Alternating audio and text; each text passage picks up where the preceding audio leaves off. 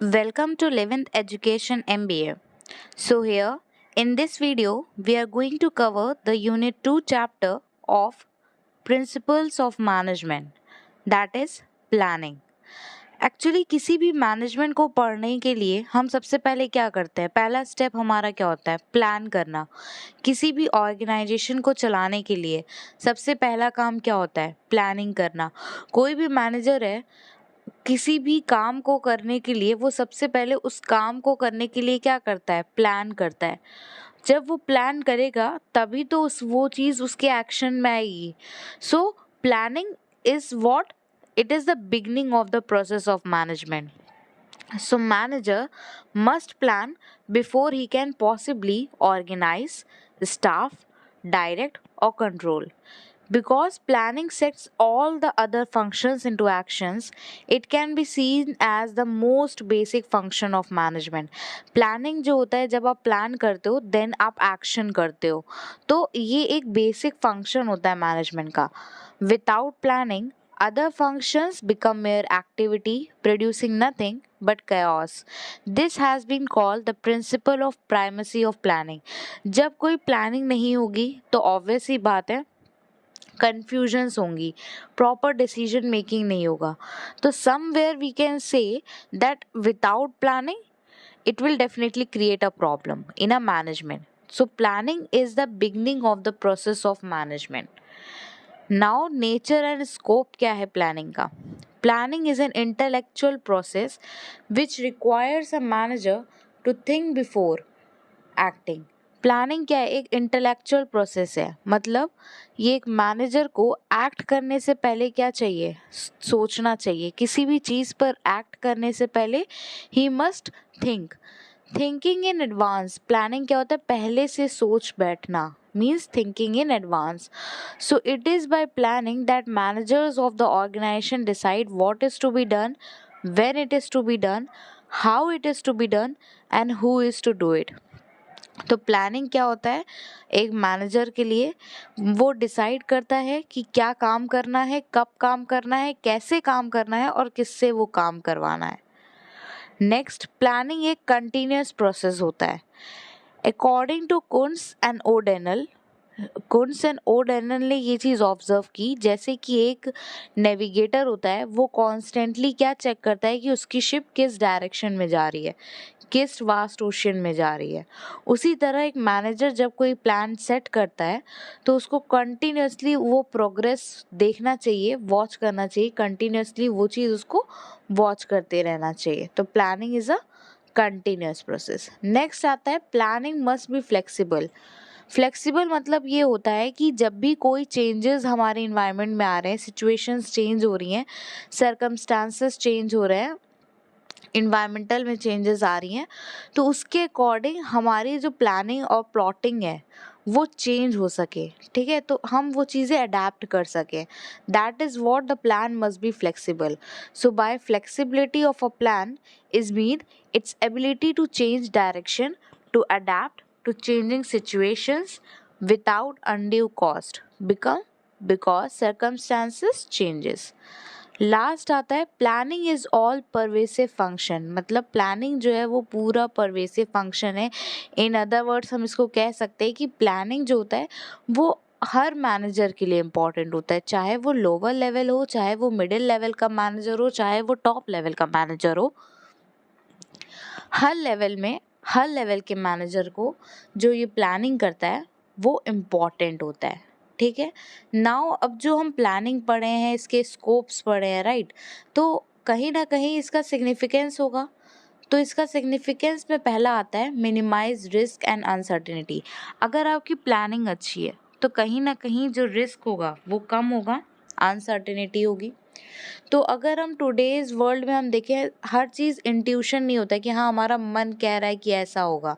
No, कहीं ना कहीं इंट्यूशन अकेले वर्क नहीं करता है. So this is the one reason हम कह सकते हैं कि प्लानिंग एक इम्पॉर्टेंट चीज़ होती है. बिकॉज अगर आप फैक्ट बेस पे चलोगे, फैक्ट बेस पे आप डिसीजंस लोगे, तो वो ज़्यादा बेटर होगा रैदर देन आपका इंट्यूशन क्या कह रहा है, राइट. तो fact based procedures for making decision, planning allow करता है मैनेजर्स को एंड ऑर्गेनाइजेशंस को to minimise risk and uncertainty. Now next is lead to success. अब जो प्लानिंग है उसका दूसरा सिग्निफिकेंस क्या है? जब हमें पता है कि रिस्क कम होगी तो डेफिनेटली हमारी सक्सेस की तरफ लीड ज़्यादा करेगा। तो planning leads to success by doing beyond mere adaptation to market fluctuations. तो अगर हमें पता है, अगर हम प्रॉपर प्लानिंग प्लॉटिंग करते हैं तो डेफिनेटली हमें क्या होता है, हमें सक्सेस मिलता है। समवेयर ये रिस्क को मिनिमाइज करता है। सो हमें पता है साउंड प्लान से क्या होगा, with the help of sound plan management proactively act करेगा, ना कि सिंपली रिएक्ट करेगा। तो कहीं ना कहीं हम ये कह सकते हैं कि बिजनेस सिर्फ और सिर्फ इन्वायरमेंट के क्रिएशन के लिए नहीं होता है, बट एक क्रिएटर होता है। ठीक है।